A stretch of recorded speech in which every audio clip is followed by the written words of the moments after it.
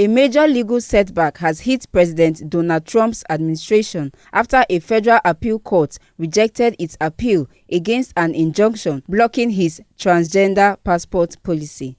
The court upheld that Trump's directive, which barred transgender and non-binary Americans from obtaining passports reflecting their true identities, was rooted in unconstitutional discrimination. On Thursday, the First U.S. Circuit Court of Appeals in Boston ruled in favor of maintaining an injunction that prevents the State Department from enforcing Trump's restrictive policy.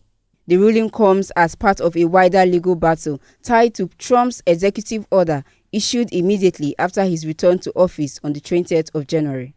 That order mandated that the federal government only recognize biological male and female genders, effectively erasing recognition of transgender, non-binary, and intersex individuals in official documentation. This represented a dramatic reversal from the Biden administration's inclusive approach. Under President Joe Biden, U.S. passport applicants were able to select from 3 options: M for male, F for female, and X as a gender-neutral marker. That policy built on decades of practice, allowing individuals to update the sex designation on their passports to reflect their lived identities. Trump's directive, however, instructed the State Department to require applicants to declare their biological sex at birth, shutting the door on self-identification and leaving only male or female as valid options. The American Civil Liberties Union challenged the directive in court, arguing that it unlawfully discriminated against transgender, non-binary, and intersex people by denying them access to identity documents consistent with their gender identity. The lawsuit emphasized that accurate identification is not only a matter of dignity but also one of safety, since mismatched documents can lead to harassment, denial of services, or even violence.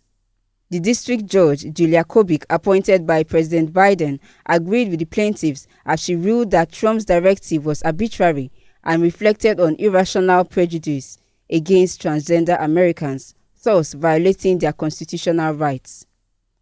Initially, Judge Kobik issued a narrow injunction covering 6 individuals who had directly brought the case forward.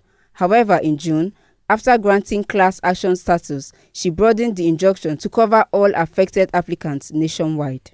The Trump administration immediately appealed, but the 3-judge panel of the appeals court sided with the lower court. In their ruling, they noted that the government had failed to meaningfully counter Judge Kobik's conclusion that the policy was rooted in unconstitutional animus towards transgender Americans.